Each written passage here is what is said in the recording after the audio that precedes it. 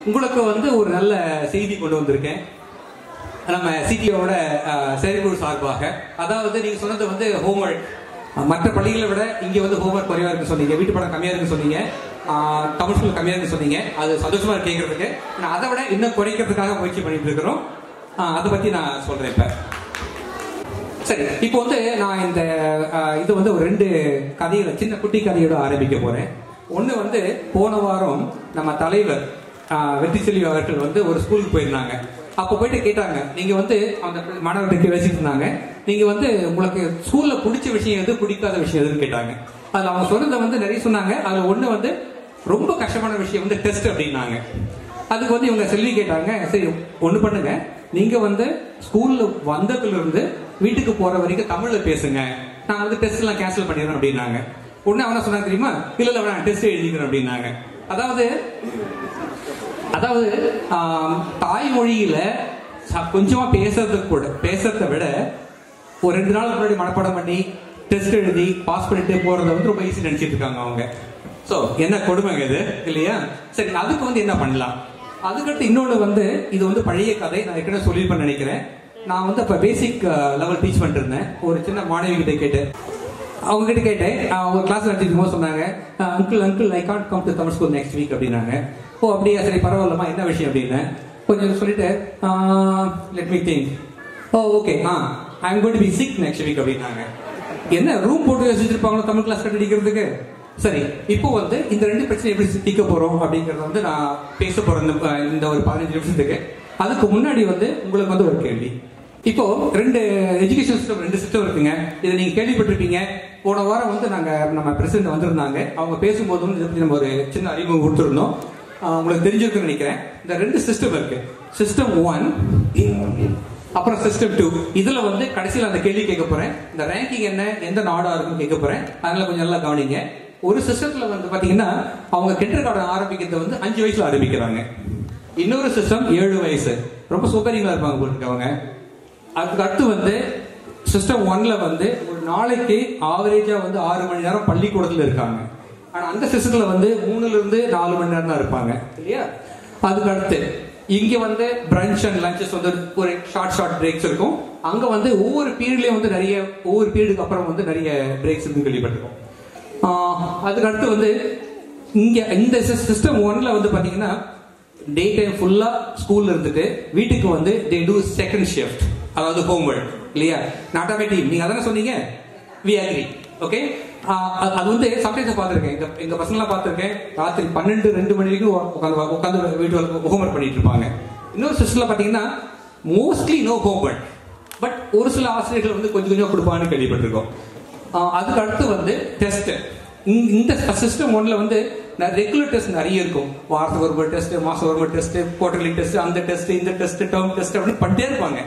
ஆனா இன்னொரு சிஸ்டம்ல பாத்தீங்கன்னா நோ டெஸ்ட் அன்டில் ஏஜ் 16. 7 வயசுல ஆரம்பிக்கிறாங்க.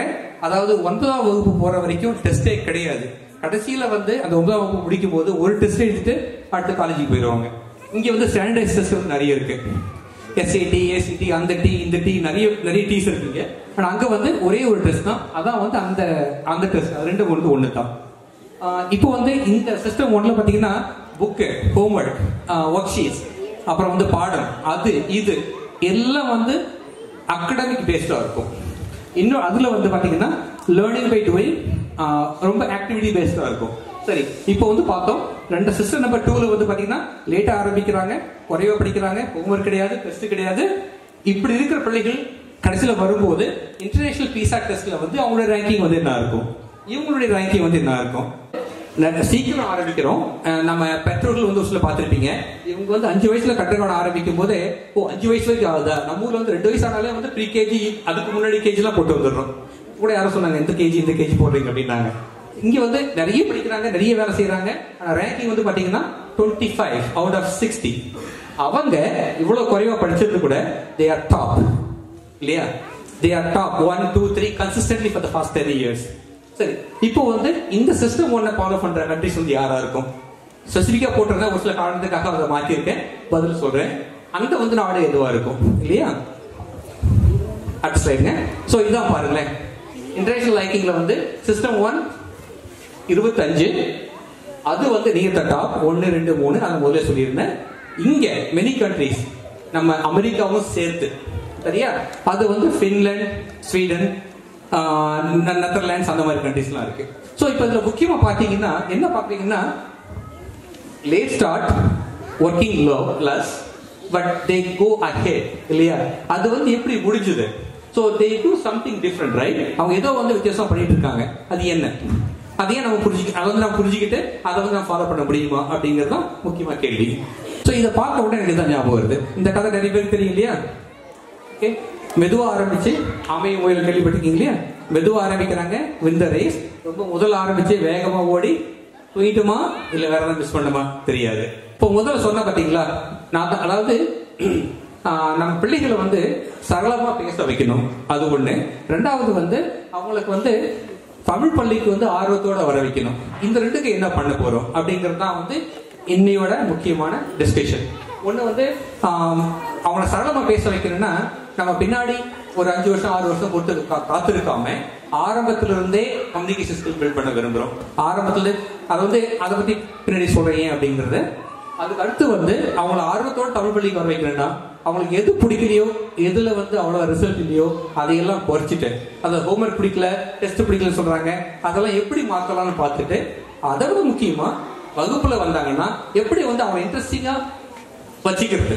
So we do learning by doing. அதாவது அந்த கிளாஸ்ல வந்து ஒரு ஃபன் ஆக்டிவிட்டிஸ் அதன் மூலமா வந்து அவங்களுக்கு தமிழ் கொண்டு போக விரும்புறோம். அதாவது முக்கியமான சேஞ்ச் பாத்தீங்கன்னா ஒண்ணு வந்து அவங்களுக்கு வந்து ஆரம்பத்திலிருந்தே பேசுறதுக்கு வந்து பயிற்சி கொடுக்கணும். ரெண்டாவது வந்து அந்த கொடுக்கிற வழி பாதை இருக்குல்ல, அது அவங்களுக்கு பிடிச்ச வழியில் இருக்கணும். It should be really interesting இல்லைங்களா. இந்த 2 மாற்றம் அதுதான் முக்கியமா வந்து இந்த வருஷம் நம்ம எவர்கிரீன்ல பண்ண போறோம். சரி, இப்போ பின்லாந்துல வந்து என்ன பயன்படுத்துறாங்கன்னா அவங்க பயன்படுத்துற சிஸ்டம் வந்து கால்டு ப்ரோக்ரசிவ் எஜுகேஷன் சிஸ்டம். இதுல உங்களுக்கு எத்தனை பேருக்கு இதை கேள்விப்பட்டிருக்கீங்க தெரியல. போன வாரம் பேசும்போது ஒரு சிலர் கேள்விப்பட்டிருக்கேன்னு சொன்னாங்க.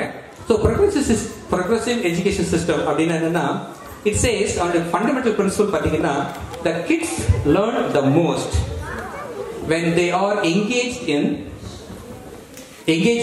real life situation that is important and meaningful to them.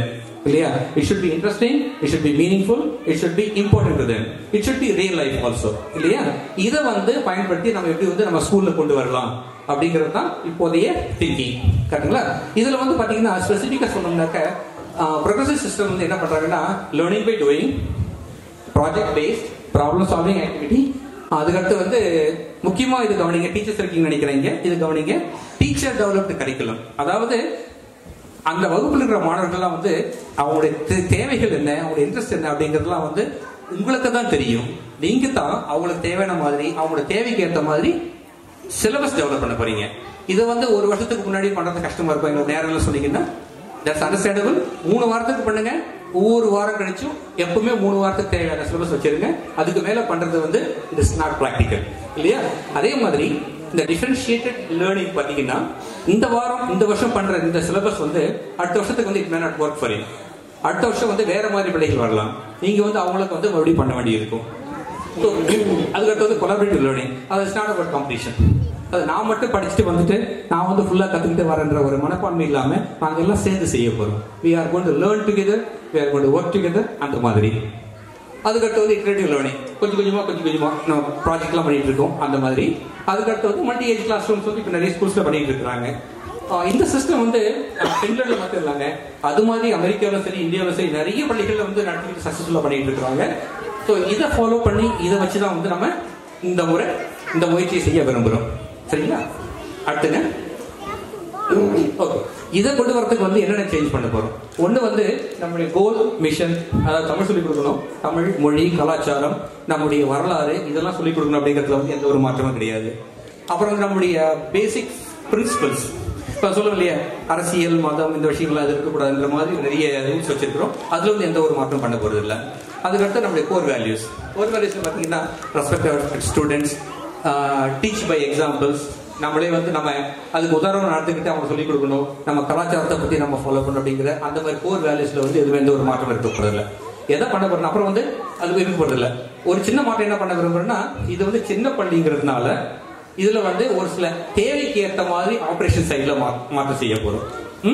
அதுக்கு அடுத்து முக்கியமான மாற்றம் எங்க வருதுனாக்க, இந்த பெரிய சேஞ்ச் வந்து நான் முதல்ல இப்ப சொன்ன மாதிரி ப்ரொக்ரெசிவ் எஜுகேஷன் சிஸ்டம் பயன்படுத்தி அந்த மாற்றத்தை வந்து புதுசாக கொண்டு வர விரும்புகிறோம். சரி, இப்போ வந்து எந்த மாதிரி மாற்றத்தை கொண்டு வர விரும்புகிறோம்? அட் ஹையர் லெவல்ல பாத்தீங்கன்னா நம்ம எல்லாமே வந்து நம்முடைய மொழியை வந்து நம்ம எப்படி கத்துக்கிறோம் இல்லையா, அதான் நம்முடைய பேஸ் பிலாசபி. ஸோ இப்போ நாம எல்லாருமே இந்த பூமியில போற அத்தனை பேரும் தாய்மொழியை கத்துக்கிறோம், ஒரு வழியில கத்துக்கிறோம். எப்படி கத்துக்கிறோம்?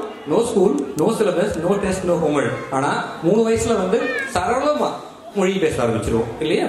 இப்போ வந்து ஒரு குழந்தைக்கு வந்து தாயின் வயிற்றில் இருக்கும் போதே மொழியை பற்றிய எக்ஸ்போஷர் கிடைக்கும். அவங்களுக்கு வந்து சவுண்டு கிடைக்கிறது எல்லாமே ஒலியா தான் இருக்கும். ஆனா இருந்தாலும் ஒலியையும் மொழியையும் அவங்களால பிரிச்சு பார்க்க முடியக்கூடிய ஒரு திறன் அவங்களுக்கு தாயின் வயிற்றில் இருக்கும் போதே வரும்னு சொல்லுவாங்க. அடுத்துங்க, அதுக்கடுத்து குழந்தை பொறுத்த உடனே they listen, they don't talk, they are not ready to talk, physically they are not ready. சரி, இப்போ அவங்க வந்து அந்த நேரத்தில் வந்து அவங்கள பேச முடியாது, ஆனா they listen. யார் பேசுறாங்க, என்ன பண்றாங்க, இதெல்லாம் பார்த்துட்டே இருக்காங்க, கவனிச்சு they try to understand using connections, relations, actions. இதெல்லாம் வச்சு என்ன பண்றாங்கன்னா அவங்க they learn and acquire language. They build a lot of vocabulary in their mind. இல்லையா? ஸோ அதான் கொஞ்சம் முன்னாடி போங்க, previous slide. So இந்த நேரத்தை வந்து we call it silent period. இந்த silent periodல வந்து they listen, observe. அதே மாதிரி நம்ம பள்ளியில் கூட முதல்ல படிக்க வரவங்களுக்கு வந்து இந்த மாதிரி silent period இருக்கும். அந்த நேரத்துல வந்து we do not expect any output. அந்த நேரத்துல வந்து let them listen. அப்புறம் வந்து என்ன பண்றாங்க, கேக்குறாங்க. அப்புறம் வந்து at one point the speech emerges. யாருமே பெற்றோர்கள் போயிட்டு ஓகே ஜானி இன்னைக்கு வந்து நீ பேச ஆரம்பி, இன்னைக்கு வந்து எதை பேசி அதை பேசுன்னு சொல்றது கிடையாது. எமர்ஜென்ஸ் ஆட்டோமேட்டிக்லி இல்லையா. அந்த நேரத்தில் தான் வந்து இதான் நம்ம இந்த மழலை ஸ்டேஜ் பார்த்துருப்போம், நம்ம எல்லாமே அனுபவிச்சிருப்போம். எவ்வளவு அருமையான நேரம் அது இல்லையா. சொல்றது அத்தனையும் அருமையா இருக்கும். அப்புறம் வந்து நம்ம ஒரு சின்ன வார்த்தைகள், சின்ன வாக்கியங்கள் பேசிட்டு வந்து பண்ண ஆரம்பிப்பாங்க. அடுத்துங்க, அதுக்கப்புறம் இந்த ஃப்ளூயன்சி ஸ்டேஜுக்கு போயிடுவாங்க. அப்பதான் அந்த லூட்டி தாங்க முடியாது. அப்பதான் நினைச்சிட்டு இருப்போம் அட்லீஸ்ட் ஒரு 5 நிமிஷமாச்சும் வாய் வச்சு சும்மா தான் நல்லா இருக்குன்னு நினைப்போம். அடுத்துங்க, அப்புறம் வந்து இதெல்லாம் முடிச்சுட்டு 3-4 வயசுல வந்து நல்ல தமிழ் மொழியில பேச ஆரம்பிச்ச பிறகுதான் எழுத்துக்கள் படிக்க ஆரம்பிக்கிறோம். அதான் வந்து இந்த ஸ்டேஜஸ் இல்லையா. இது வந்து எல்லா மொழியிலும் எல்லாருமே அப்படிதான் பண்ணிட்டு இருக்காங்க. இதுல வந்து எந்த ஒரு மாற்றம் எங்கேயும் இருக்குதா தெரியல. சரி, இப்போ வந்து இதை L1 stands for first language, mother tongue. இது வந்து பார்த்தோம். முதல்ல என்ன பண்றாங்கன்னா listening and after speaking there is a silent period. அதுக்கப்புறம் தான் வந்து ஸ்கூலுக்கு போறாங்க, எழுத படிக்க கத்துக்கிறாங்க. இதே ஆர்டர்ல இதை பயன்படுத்தி இதை கொண்டு போயிட்டு நம்ம 2வது மொழியை கொடுக்கலாம். இப்ப வந்து நம்ம தமிழ் வந்து 2வது மொழியே தான் இருக்கு இல்லையா. நிறைய பிள்ளைகளுக்கு வந்து தமிழ் வந்து தாய் மொழி தான் சொல்றோம். ஆனா ஆக்சுவலா அது தாய் மொழி கிடையாது, தாயின் மொழி இல்லையா. அப்படிதான் ஆயிடுச்சு. இப்ப அதுக்கு வந்து எப்படி கொண்டு போகலாம்? அடுத்துங்க, mostly fun activities. So sorry, கொஞ்சம் ப்ரீவியஸ் ஸ்லைட்ஸ் படிங்களா. இப்போ வந்து 3 வயசு 4 வயசு வர குழந்தைங்களுக்கு வந்து ப்ளே ஸ்கூல்ல போடுவோம். அவங்க வந்து let them have exposure to the language, let them enjoy the language. தமிழ்ல வந்து எல்லாம் என்ஜாய் பண்ணிட்டு பாடல்கள், கதைகள் இதன் மூலமா வந்து எல்லாம் என்ஜாய் பண்ணிட்டு let them have a lot of exposure. அந்த நேரத்தில் வந்து we don't expect any output. சரிங்களா. அதுக்கு அடுத்து வந்து 5 வயசு பிள்ளைகளுக்கு வந்து லிசனிங் ஸ்டேஜ்ல போடுவோம். முதல்ல தமிழ் கத்துக்க வரவங்களை வந்து லிசனிங் ஸ்டேஜ்ல போட்டுட்டு அங்கிருந்து அவங்க ஓரளவுக்கு நல்லா கேட்டு மூளையில வந்து நிறைய வார்த்தைகள் பில்ட் பண்ணி லாங்குவேஜ் ஃப்ரேசஸ் பில்ட் பண்ணிட்டு பேச ஆரம்பிச்ச பிறகு அப்புறம் எழுத்துக்கள் வந்து சொல்லிக் கொடுக்க ஆரம்பிப்போம். ஸோ முதல்ல வந்து 2 வருஷம் பிளே ஸ்கூல், அப்புறம் லிசனிங் ஸ்பீக்கிங் வந்து 3 வருஷம், அப்புறம் 3 வருஷம் அப்படி வந்து பிரிச்சிருக்கிறோம். இதுதான் வந்து இம்ப்ளிமெண்ட் பண்ண விரும்புகிறோம். இதுல வந்து பாத்தீங்கன்னா இந்த அந்த பக்கம் ரைட் சைட்ல இருக்கிற மாதிரி அந்த வந்து நார்மல் சீக்வன்ஸா இருக்கும். ஆனா இதுக்கு இடையில வந்து தேவைப்பட்டா will go back and forth. அதுக்கு வந்து உங்களுடைய ஆதரவு தேவை. இதுல வந்து அவங்களுடைய திறன், தமிழ் மொழி திறனை பொறுத்து தான் வந்து பண்ண வருமே தவிர இதுல வந்து கிரேட் லெவல் பாஸ் ஃபெயில்லாம் கிடையாது. பாஸ் ஃபெயில் மாதிரி நினைச்சுக்காதீங்க, பாஸ் பெருசா ஃபெயில் பெருசா நினைச்சுக்காதீங்க. உங்களுக்கு உங்களுடைய ஆதரவு வந்து நிச்சயமா தேவைப்படுது. அடுத்துங்க, சரி, இப்போ வந்து மோஸ்ட்லி ஃபன் ஆக்டிவிட்டிஸ். முதல்ல சொன்ன மாதிரி ப்ரோக்ரஸ் எஜுகேஷனுங்கிறது வந்து when they are involved in real life situations that are important to them. So mostly நம்ம வகுப்புலயே வந்து அந்த real life situation create பண்ண போறோம். and it should be interesting to them and they will acquire the language. இல்லையா. இன்னொரு example சொல்லுவாங்க, நம்ம வந்து ஒரு பிளான்ட் நடத்துறோம்னாக்க, ஒரு செடியை வளர்க்குறோம்னாக்க அதை வந்து அதுக்கு தேவையான கண்டிஷன்ஸா நம்ம கிரியேட் பண்றோமே தவிர இன்னைக்கு வந்து ஸ்டெம்ஸ், இன்னைக்கு வந்து இலைகள், இன்னைக்கு வந்து வேறு, இன்னைக்கு வந்து கிளைகள்லாம் பண்றதே இல்லை, பண்ணவே முடியாது இல்லையா? மொழி அதே மாதிரி தான். அந்த மாதிரி ஒரு சூழ்நிலை தான் நம்ம பள்ளிகளில் வந்து நம்ம உருவாக்க போறோம். அடுத்த ஸ்லைடுங்க. ஓகே, சோ நாட்டா மீட்டிங் முதல்ல பாருங்க, there will be little to no homework. அப்புறம் at one point there will not be any test. கரெக்ட்டுங்களா? ஆனா இதை வந்து பாத்தீங்கன்னா இப்போதைக்கு ப்ரீ ஸ்கூல் நம்முடைய கரண்ட் கிரேடு பாத்தீங்கன்னாக்க அந்த play school listening and speaking இந்த லெவல்ல மட்டும் தான் இதை பண்ண போறோம். அதுக்கு அடுத்த லெவல்ல இருக்கிறத வந்து கிரேட் 2 அண்ட் அப் வந்து இப்ப இருக்கிற சிஸ்டம் அப்படியே வச்சுக்க போறோம். பட் கொஞ்சம் கொஞ்சம் போக அட் ஒன் பாயிண்ட் நம்முடைய 7th வரைக்கும் இந்த ஒரு ஃபார்மல் டெஸ்ட், ஃபைனல் டெஸ்ட்லாம் இருக்காது. சரியா? ஓகே, இப்போ வந்து பெற்றோர் பேரண்ட்ஸ் நீங்க கவனிங்க.